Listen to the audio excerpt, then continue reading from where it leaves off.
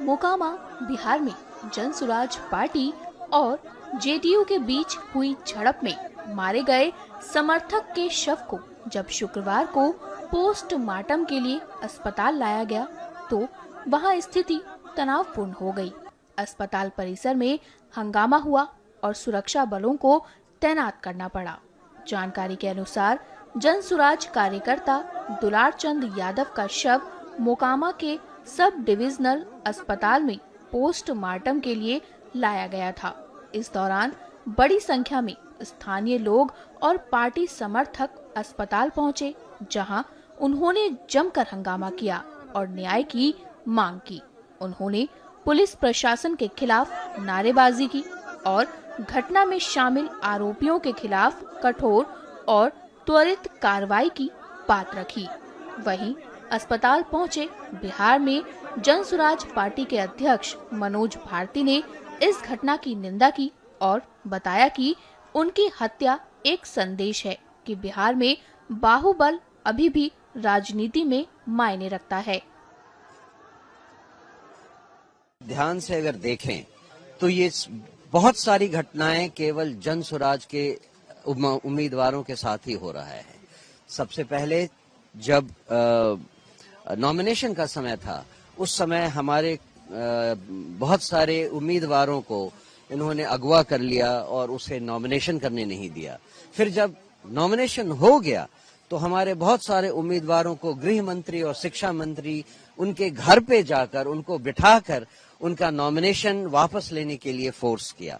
जब ये भी पूरा हो गया, अब जब सारे उम्मीदवार आ गए हैं मैदान में, तब ये हथकंडे अपनाए जा रहे हैं जहां हमारे उम्मीदवारों के समर्थकों को और उम्मीदवारों को इस तरह से डराया धमकाया जा रहा है और हत्या और हिंसक कार्रवाई भी की जा रही है।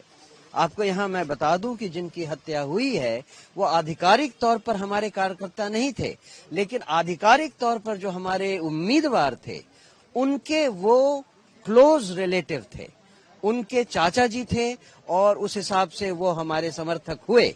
लेकिन उनकी हत्या करके समाज में ये बात बताई जा रही है कि बाहुबली अभी भी एक फैक्टर हैं। लेकिन बिहार की जनता को अब यही मौका मिला है ये साफ साफ देखने का कि बाहुबलियों के टक्कर में एक तीसरा एक ऐसा शिक्षित काबिल उम्मीदवार खड़ा था जो कि जनता का सही उम्मीदवार बन सकता था। लेकिन उसे डरा धमका कर ये प्रयास किया जा रहा है कि जंगल राज को फिर से वापस लाया जाए। प्रधानमंत्री बिहार आकर कहते हैं कि जंगल राज को हटाइए। अब उनसे कोई ये तो पूछे कि जंगल राज वो तो हट गया, लेकिन ये जो जंगल राज 2 है जो ऑलरेडी बिहार में है उसमें वो भागीदार रहे हैं। 17 साल से वो इसमें भागीदार रहे हैं। इसकी जिम्मेदारी किसकी है? ये जो जंगल राज 2 है वो जंगल राज 1 से भी भयानक हो गया है। क्या चीज बदला है ये तो कुछ समझ में नहीं आ रहा। बिहार की जनता भी अब समझ रही है कि प्रधानमंत्री बड़े से मंच से चाहे कुछ भी कह दें, बिहार में हालत और लोगों की हालत में एक रत्ती सुधार नहीं हुआ है। जो कुछ अभी देख रहे हैं, जो आपने कहा 24 घंटे बीत गए, अभी तक अपराधियों की कोई खबर नहीं है, उनको पकड़ा नहीं गया है, जबकि हजारों लोगों के सामने उनको गोली मारी गई है, उनके ऊपर गाड़ी चढ़ाई गई है। तो इसकी तो खबर प्रशासन को लेनी चाहिए और इसके लिए पूरी तरह जिम्मेदार आज की सरकार है, आज का प्रशासन है, यहाँ के लोकल प्रशासन है और इलेक्शन कमीशन क्या कर रहा है इसका भी कोई पता नहीं। भीड़ ने पुलिस और प्रशासन के खिलाफ नारेबाजी की और मौके पर अफरा तफरी मच गई।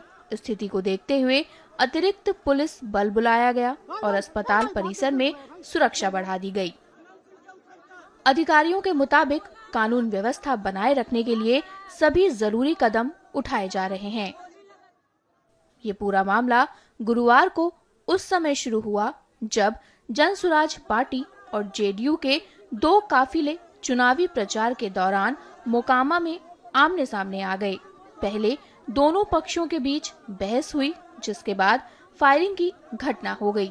पुलिस के मुताबिक फायरिंग के दौरान जन सुराज पार्टी के कार्यकर्ता दुलार चंद यादव को गोली लगी, जिन्हें अस्पताल ले जाया गया, जहां डॉक्टरों ने उन्हें मृत घोषित कर दिया।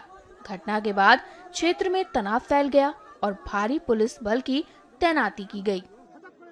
प्रशासन ने मामले की जांच के आदेश दे दिए हैं और फायरिंग में शामिल लोगों की पहचान की जा रही है और कानून के अनुसार कार्रवाई की जाएगी।